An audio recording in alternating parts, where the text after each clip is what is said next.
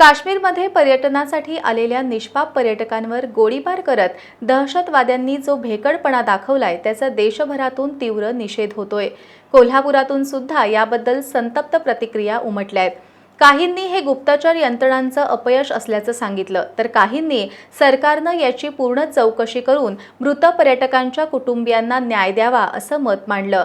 सर्वांनीच या भ्याड हल्ल्याला भारतीयांनी आपल्या एकजुटीतून उत्तर द्यायला हवं असंही सांगितलं।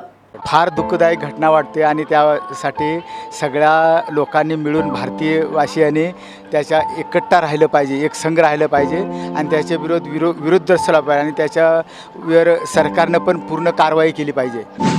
कालचा जो हल्ला झालेला आहे पहलगाममध्ये अत्यंत निंदनीय, भ्याड आणि नपुसक लोकांचं हे कृत्य आहे।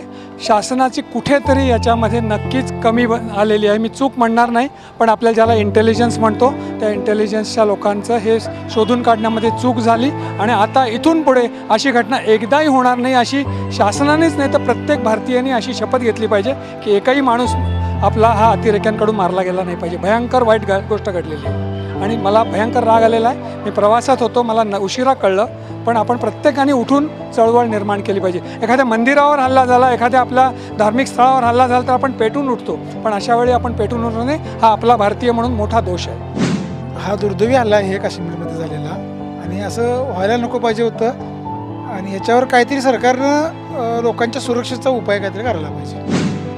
आय थिंक जे पण झालं खूप वाईट झालं। आय थिंक टुरिस्टला you should not target tourists because they are like not armed, they're just there to support the economy, roam places, so they should not have been targeted. I mean anyone should not have been targeted in the first place. So je pan zala खूप वाईट झालं। I hope the government will respond properly to this incident and the authorities will take care of it so that such things won't happen in future.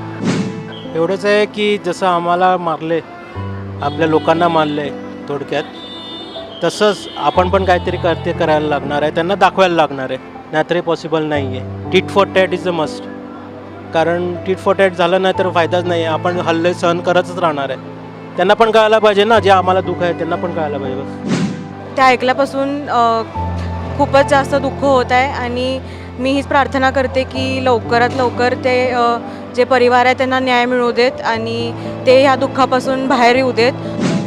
हल्ला जो झालेला आहे हा दुर्दैवीच आहे। अशा प्रकारे आमचे जे ही बांधव, हिंदू बांधव म्हणा आणि आमच्या हर एक जातीचे हे लोक आहेत हिंदुस्थानात राहणारे, हे जर पर्यटक म्हणून जात असले असा जर भ्याड हल्ला होत असेल तर ह्यांना चोपून काढल्याशिवाय गत्यंतर नाही आहे। ह्यांना हुडकून मारलं पाहिजे, ह्यांचा निषेधच केला पाहिजे आणि ही आमच्या देशात येतातच कशासाठी? हिनं आम्ही आमच्या देशामध्ये गुन्ह्यागोविंदानं राहत असताना हा हल्ला होतो, ह्यो भ्याड हल्ला आहे आणि ह्यांना आपण हुडकून काढलं पाहिजे आणि ह्यांना आपण कडक कारवाई केली पाहिजे। ह्याला आपलं सरकार मजबूत पाहिजे आणि या सरकारनं पुढच्या ह्यानं चाली केला पाहिजे, काय ते एक वेळ सूक्ष्म व्हायला पाहिजे। काल जो हल्ला झाला आहे आपल्या काश्मीरमध्ये पहलगाममध्ये म्हणजे न पटण्यासारखं, आपल्या त्या भारतामध्ये जे अशी गोष्टी होतात आपल्या चुकीचं आहे आपल्यामध्ये घडलेलं, त्याच्यावरती मला तर वाटते की आपल्या सरकारनं काहीतरी योग्य ठोस पाऊल उचलून त्यांच्यावरती कारवाई व्हावी आणि जे मयत झालेलं आहे त्याच्यामध्ये त्यांना योग्य न्याय मिळावा। आतंकवाद्याने काहीतर वचप बसण्यासाठी सरकारने काहीतर ठोस पावले उचलली पाहिजे ते, आणि जे आतंकवादी पाकिस्तानहून आपल्या भारतात येतात त्यांच्यासाठी कायमच बंदोबस्त केला पाहिजे असे माझे सर्व सामान्य नागरिक म्हणून असे सरकारला एक आव्हान आहे।